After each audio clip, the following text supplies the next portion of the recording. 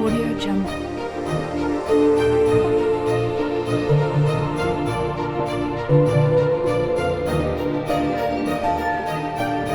Audio Jungle. Audio Jungle.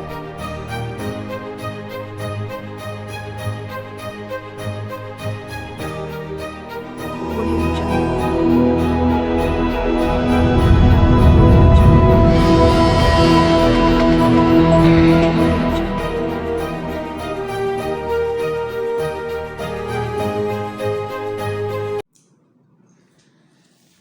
आउज़ुबिल्लाहिमिनश्शैतानिर्रजीम बिस्मिल्लाहिर्रहमानिर्रहीम।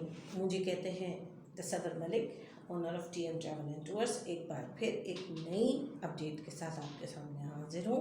और आज की अपडेट जो है वो लास्ट वीडियो के मुकाबले में ज़्यादा पावरफुल रहेगी, क्योंकि कनाडा जाने का शौक़ तो सबको है, लेकिन कनाडा जाने के लिए पैसों का होना भी बहुत ज़रूरी है। और जैसा कि मैंने अपनी लास्ट वीडियो में ये चीज़ बताई भी थी आप लोगों को कि मुझे वही लोग कंसर्न करेंगे जो कि सीरियस कैंडिडेट्स होंगे, क्योंकि मेरा अपॉइंटमेंट जो है वो पेबल है और 6000 का अपॉइंटमेंट आपको मुझसे लेना पड़ेगा। देन मैं आपसे मुलाकात करूँगी और बहुत सारी चीज़ें, up and downs, prawns and cons, क्योंकि आपका भी तसल्ली बख्श होना ज़रूरी है और मेरा भी अपने आप को सेफ साइड पे रखना ज़रूरी है। तो जनाब, ये तो बात हो गई कनाडा के हवाले से। आज हम बात करेंगे शेंजन के हवाले से।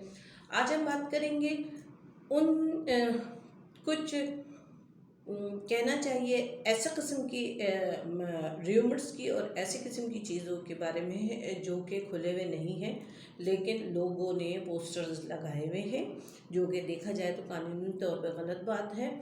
और वो सेकंड चीज़ ये कि बहुत माजरत के साथ मैं किसी को टारगेट नहीं कर रही, but the main thing is that बहुत सारे ऐसे सोशल मीडिया कंटेंट्स हैं जो सोशल मीडिया मार्केटिंग से रिलेटेड लोग हैं, उनका मुझसे भी वास्ता पड़ा है और उन्होंने मुझे भी ये मशवरा दिया है कि आखिर मैं क्यों नहीं ऐसे पोस्टर्स लगा रही हूँ, लाइक मैं पोलैंड पे काम क्यों नहीं कर रही हूँ या मैं माल्टा को क्यों नहीं कवर कर रही हूँ। तो बात हम शेंजन से स्टार्ट लेंगे कि शेंजन का एक बार फिर बहुत गौर से और बहुत ख्याल से सुन लीजिए मेरी बात को हर जगह से आप तस्दीक कर सकते हैं, हर जगह से आप उसको कंफर्म कर सकते हैं कि शेंजन के से रिलेटेड किसी भी तरह का कोई छोटे से छोटा और बड़े से बड़ा शेंजन स्टेट अभी तक पाकिस्तानियों के लिए बिल्कुल भी ओपन नहीं हुआ है। शेंजन स्टेट, यहाँ ख़बरों में दो बातें आ जाती हैं। अगर शेंजन स्टेट किसी और मुल्क के लोगों के लिए खुल जाता है तो उससे हमारा कोई कंसर्न नहीं है। We are concern about right now the Pakistani nationals, यानी पाकिस्तान से ताल्लुक़ रखने वाले, हरा पासपोर्ट रखने वाले जो लोग हैं। इस वक्त राइट नाउ मैं सिर्फ़ और सिर्फ उस पर काम कर रही हूँ। पिछले दिनों कोविड की जो बहुत ही थर्ड और ख़तरनाक लहर आई थी, उससे पहले तक ये होता था कि इंडिया को पहले प्रेफर कर दिया जाता था, बांग्लादेश को कर दिया जाता था और हमारी बारी बाद में आती थी। लेकिन इस वक्त सिनेरियो जो है वो काफ़ी डिफरेंट हो चुका है। इस वक्त हमारी बारी तो आती ही बाद में है। लाइक इस वक्त इंडिया को भी कोविड की वजह से तमाम लोगों ने अपने अपने एयरपोर्ट्स और एम्बेसीज जो हैं वो राइट नाउ क्लोज़ कर लिए। इवन के जो उस मुल्क में शहरी वापस भी आना चाहते थे तो उनके ऊपर भी अभी पाबंदी लगी हुई है। तो इस वक्त मैं ये बताना चाहती हूँ कि मुझे काफ़ी इंडिया से लोग कांटेक्ट कर रहे हैं, काफ़ी बांग्लादेश से और श्रीलंका के लोग कांटेक्ट कर रहे हैं। तो मैं अपनी इस वीडियो में जो लोग भी मुझे ट्रांसलेट करके सुनते हैं या जो लोग मुझे उर्दू में ही अंडरस्टैंड करते हैं, उनको मैं ये चीज़ बताना चाहती हूँ कि मेरे बहुत ही प्यारे, मेरे फैमिली की तरह के जो लोग हैं और जो नॉन पाकिस्तानी हैं ऑल ओवर द वर्ल्ड है, राइट नाउ मैं अभी उनका काम नहीं कर रही हूँ। काम अभी मैं सिर्फ पाकिस्तानी नेशनल पे कर रही हूँ। मेरे पास जो रोमानिया की डिमांड है वो मेरी ज़ाती है। मैंने पहले भी कई बार अपनी वीडियो में ये चीज़ क्लियर की है। तो मेरी वीडियो में या मुझे जब आप कॉल करें तो आप मेरी डिमांड से रिलेटेड चीज़ें पूछेंगे और मैं अपने डिमांड की ज़िम्मेदार खुद होती हूँ। मैं लोगों के साथ कॉन्ट्रैक्ट साइन करती हूँ अपने सेफ साइट के लिए, जैसा कि मैंने आपसे कई बार अपनी वीडियो में पहले भी बताया कि कई बार मेरे साथ बहुत बड़े बड़े मिसहैप्स हुए हैं। हालांकि लोग अपनी इस लैकिंग को छुपाते हैं, लेकिन मैंने बिल्कुल भी नहीं छुपाया और आपको अपनी एक फैमिली का दर्जा दिया है, तो यह हकीकत बताई है कि मेरे साथ बड़े बड़े मिसहैप हुए हैं और लोग मेरे पैसे खा के 24 लाख 25 लाख खा के भाग गए। तो इसलिए मैंने अपने वकील अपने किए हैं मैंने।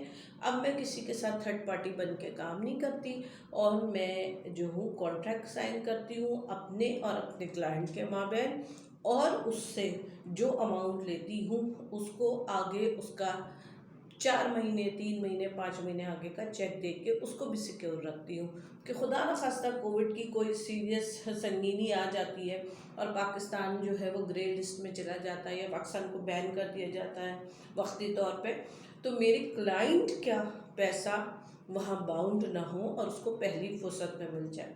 अब बात करते हैं कि शेंजन बहुत सारे लोगों ने लगाया हुआ है माल्टा का प्रोसेस करते हैं। मेरी उनसे बहस भी हो गई इस बात पे कि भाई माल्टा तो जब पाकिस्तान के लिए सिंगल मेल का वीज़ा अवेलेबल नहीं हो रहा, 30 साल तक का मेल जो है यानी आदमी जो है सिंगल, वो दुबई जा नहीं सकता, तो जब वो दुबई नहीं जा सकता तब वो माल्टा के एम्बेसी में अपना वीज़ा कैसे डालेगा। तो नहीं जी मैडम, वो तो अभी फाइल प्रोसेस होगी, एम्बेसी में अपॉइंटमेंट तो आज से 5 महीने बाद आएगी। तो इसका मतलब ये हुआ कि हम मिसअंडर कम्युनिकेशन करें। तो एक बार फिर बिल्कुल अभी ताज़ा अपडेट है। हाँ, कल के दिन में कोई अच्छी खबर आ जाती है तो मैं ज़रूर आपके साथ शेयर करूँगी। वो खबर ये है कि अभी शेंजन का कोई स्टेट नहीं खुला है, शेंजन का कोई विजिट वीज़ा नहीं खुला है, कोई वर्क परमिट नहीं खुला है। इस वक्त जो ओपन है वो है सिर्फ और सिर्फ रोमानिया। क्रोशिया जैसा कि मैंने बताया था एक बहुत ही कम अरसे के लिए खोला गया था, लेकिन उसके बाद जो है वो क्लोज़ हो गया और उसकी दोबारा से अब तक कोई अपडेट नहीं आई है। इवन के हम जब ईमेल भी करते हैं तो वो हमें जवाब में यही कहते हैं, हम कॉल करते हैं, हम ईमेल करते हैं, वो हमें जवाब में एक ही बात कहते हैं कि wait until new updates. Moldova को मैंने आपसे कहा कि जी बिल्कुल विजिट वीज़ा जो है वो हम अप्लाई कर रहे हैं, 35 से 45 दिन के अंदर आ रहा है, आप उस पर अप्लाई कर सकते हैं। और अभी जो नई चीज़ आई है वो आई है आज़रबाईजान का बिज़नेस वीज़ा। बहुत सारे लोगों ने आज़रबाईजान के बाकायदा टूरिस्ट पोस्ट बना के लगा दिए। तो भाई मैं एक बात आपको बहुत क्लियर बता दे रही हूँ कि आज़रबाईजान ने कोई टूरिस्ट वीज़ा अभी ना खोला है और ना खोलेगा। एक इंतहाई छोटा मुल्क है, उसकी तो टोटल तादाद आबादी 1 करोड़ के लगभग है। वो ज़रा से कोविड के केसेस बढ़ते हैं तो इंटरकनेक्टिंग मेट्रो बंद कर देता है। वो अपनी जो मेट्रो ट्रेन चल रही होती है गांजार से अदर सिटी तक और बाकू से अदर सिटी तक, तो वो आपको टूरिस्ट वीज़ा कैसे देगा। वहाँ एक फार्मूला 1 कार रेस होती है जिसमें बिल्कुल इनका इरादा था कि वो हमारे लिए खोलेंगे और हमें फार्मूला 1 के टिकट खरीदने होंगे और एम्बेसी जब हम इमिग्रेशन पे पहुंचेंगे तो हमारे पासपोर्ट पे रशिया की तरह 1 महीने का वीज़ा स्टैंप हो जाएगा। लेकिन अभी वो चीज़ नहीं हो रही है। पाकिस्तान में मौजूद बहुत सारे एजेंट ये बेवकूफ़ी कर रहे हैं, लोगों को मिसगाइड कर रहे हैं। ऐसा कुछ नहीं। फार्मूला 1 रेस जो हो रही है वो उसमें सिर्फ उनके अपने ही आसपास के और अंदर के लोग जो है पार्टिसिपेट कर रहे हैं, और जो उन्होंने वीज़ा फ्री एंट्री रखा है वो भी उन लोगों के लिए जो उस फार्मूला रेस में काम करते हैं या उसमें उन्होंने पार्टिसिपेट किया है। किसी भी आम लोगों के लिए ये काम नहीं है। हाँ, जो चीज़ खुली है वो है आज़रबाईजान का 6 मंथ और 3 मंथ बिजनेस वीज़ा जो प्रॉपर इनविटेशन आएगा और इस्लामाबाद से स्टिकर वीज़ा होगा। और इसके इनविटेशन की भी एक्सेस हर किसी के पास नहीं है। बराए मेहरबानी मुझे आप लोग ये ना कहा करें कि जी आप इतने का दे रही हैं, हमें तो इतने का मिल रहा है, क्योंकि मैं अपना पूरा होमवर्क रेडी करके इस वक्त स्क्रीन पर आती हूँ। क्योंकि मेरी कही हुई बात स्टेटमेंट होती है और मेरी कही हुई बात पूरी दुनिया देख रही है, पूरी दुनिया सुन रही है। तो लिहाजा मैं अपना होमवर्क कंप्लीट करके आती हूँ। उसके बाद काफ़ी पोस्टर्स लग रहे हैं लिथुनिया के। देखिए जी, लिथुनिया एक बहुत ही छोटा सा मुल्क है, उसमें गिनती के लोग रहते हैं। बेशक वहाँ लोग मजदूरी के लिए जाते हैं, कोई कसाई के लिए बुला रहा होता है, कसाब के लिए, कोई हेयर सलून के लिए बुला रहा होता है, लेकिन बुलाने वाला और जाने वाला दोनों की जान बहुत ख़तरे में होती है। पूछे क्यों? इसलिए कि लिथुनिया से आगे हमारे पाकिस्तानी भाई लिथुनिया में रहने के ख्वाहिशमंद नहीं होते हैं, और आप उनको काम पे जैसे ही लगाते हैं उसके बाद वो फटाफट वहाँ से निकल के आगे शेंजन में दाखिल होने की कोशिश करते हैं, और फिर वो पकड़े जाते हैं, और जिस कंपनी के लाइसेंस पे वो आते हैं काम करने के लिए, उस कंपनी का लाइसेंस ज़ब्त हो जाता है, जुर्माना हो जाता है, और लामहला उनको वापस पाकिस्तान भेज दिया जाता है। तो लिहाजा लिथुनिया का काम अगर आ रहा है तो प्लीज़ वो लोग ही, अव्वल तो लिथुनिया का वीज़ा अभी लग नहीं रहा है, ठीक है। जैसे रशिया के लोग बार बार रशिया का एड्स डाल रहे हैं कि जी रशिया का जो है वो फुटबॉल मैच हो रहा है, जबकि अभी रशिया के ना वीज़ा खुलने की कोई बात हो रही है और ना फुटबॉल मैच की बात हो रही है। जब कोई अपडेट आएगी तो हम अम्बेसी का मुंह देखते हैं। अम्बेसी जब हमें कोई अपडेट देगी वो चीज़ हम अपने पेज पे ज़रूर मेंशन करेंगे। मुझे 2-3 सोशल मीडिया वालों ने बरगलाने की कोशिश की, मुझे कहा आपने तो हालात हाजरा का पेज बनाया हुआ है, आप हर बात सच सच क्यों बयान करती हैं। इत्तेफाक की बात थी, मैं उस वक्त अपना पहला कुरान ख़त्म करके उठी थी, और दूसरा कुरान जो है वो मेरा माशाल्लाह 12-13 पारा हो गए थे, सिपारे हो गए। मेरा तो आपको पता है मैं उससे कि वैसे ही बहुत तेज़ हूँ। मैंने कहा आपका क्या मतलब है भाई, क्या मैं झूठी इन्फॉर्मेशन दे दूँ, मैं लोगों से ये गलत खबरें दे दूँ? नहीं, आपने तो हालात हाजरा का प्रोग्राम बनाया हुआ है, जो चीज़ बंद होती है आप वो भी बता देती, जो चीज़ खुलती है आप नहीं।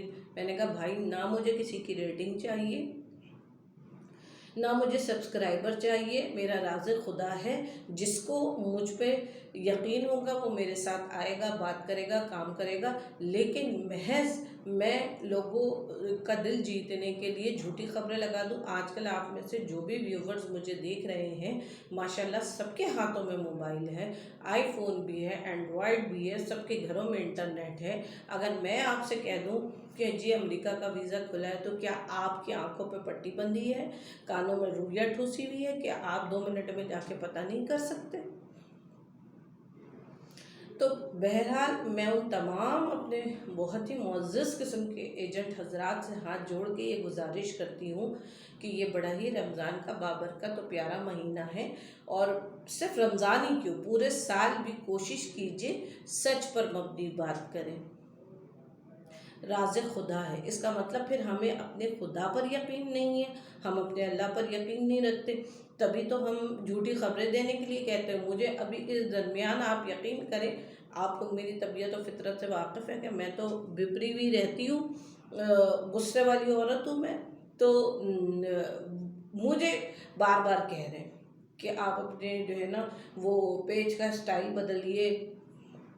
अच्छा, एक चीज़ और, कुछ लोग ये करते हैं कि निकलवाते वर्क परमिट रोमानिया का किसी और से, चेक मुझे करवाने को भेज देते हैं, कहते हैं आप बताइए ये सही है या गलत है। तो भाई आपने जिस एजेंट से निकलवाया है उसी से चेक करवाइए। क्या मेरी इजाज़त से आपने उससे रोमानिया का पेज चेक कराया था? या कुछ लोग आ जाते हैं मैडम आप तो महंगा बेच रही हैं, हमें तो बहुत सस्ते में मिल रहा है। तो भाई मैं आपके पीछे भाग रही हूँ कि नहीं नहीं नहीं, प्लीज़ नहीं, प्लीज़ नहीं, आप मुझसे काम कराइए। मैंने तो आपसे ऐसा कुछ नहीं कहा है, आप अपनी ज़िंदगी में आज़ाद हैं। जब आप जाली वीज़ा पेस्ट करा लेंगे, जब आप बोर्डिंग से रोते धोते चप्पल पीटी मार पीटी खाते वापस आएंगे, तो फिर आप आके बताएंगे कि मैडम हमारे साथ ऐसा बुरा हुआ। उज़्बेकिस्तान का बिज़नेस वीज़ा लीजिए और अपने दिमाग से आप लोग ये चीज़ें निकालिए कि हम महंगी चीज़ें बेचते हैं, हम महंगी चीज़ें देते हैं, लेकिन हमारा काम ऑथेंटिक होता है। आप लोग ज़रा से पैसों के पीछे 50 चीज़ें अपने सारे चारों तरफ घुमा के ले आते हैं और उससे ज़्यादा खर्चा कर लेते हैं। लेकिन अगर हम आपको सीधी रास्ते पे चलाने की कोशिश करते हैं तो आपके दिमाग में ये लगता है कि हम पैसे ज़्यादा बोल रहे हैं, हम ऑथेंटिक काम करके देते हैं। अगर आप अपने पंजे बंद करके हमारे ऊपर छोड़ेंगे तो हम आपको खैर व आफियत और इज़्ज़त से पहुँचाएँगे। और मुझसे वो तमाम लोग पूछने से गुरेज किया करें कि जी हम इस मुल्क से पहुंच के आगे इलीगल चले जाएंगे, तो भाई मैंने कोई आपका ठेका थोड़ी लिया हुआ है कि आपको इलीगल छोड़ कर आऊँगी।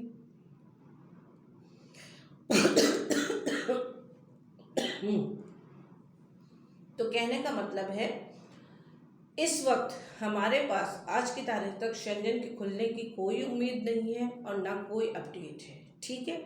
ना टूरिस्ट वीज़ा ना वर्क परमिट, सिर्फ और सिर्फ रोमानिया ओपन है, यूक्रेन ओपन है, किर्गिस्तान ओपन है, तुर्की अभी वक्ती तौर पे ईद की छुट्टियों और लॉकडाउन के लिए बंद है, वो भी ओपन हो जाएगा नॉर्मल बेसिस पे इंशाल्लाह। उज़्बेकिस्तान ओपन है, आज़रबाईजान का सिर्फ और सिर्फ बिजनेस वीज़ा ओपन है, ठीक है। तुर्की का स्टडी और तुर्की का विजिट वीज़ा जो नॉर्मल काम हम करते हैं। और अभी तो खैर बहरहाल सारी जो है वो क्या कहते हैं एयरपोर्ट्स और एयरलाइंस बंद ही की गई हैं। लेकिन मैं after at the end of May की बात बता रही हूँ, जो कंटिन्यूसली खुले हुए हैं उन जगहों की बात कर रही हूँ। उम्मीद करती हूँ सेशन पसंद आया होगा। आप एक बार अपना बहुत ख्याल रखिएगा, दुआ में याद रखिएगा। कोई बात बुरी लगी हो तो हाथ जोड़ के माफ़ी मांगती हूँ। अल्लाह हाफिज़।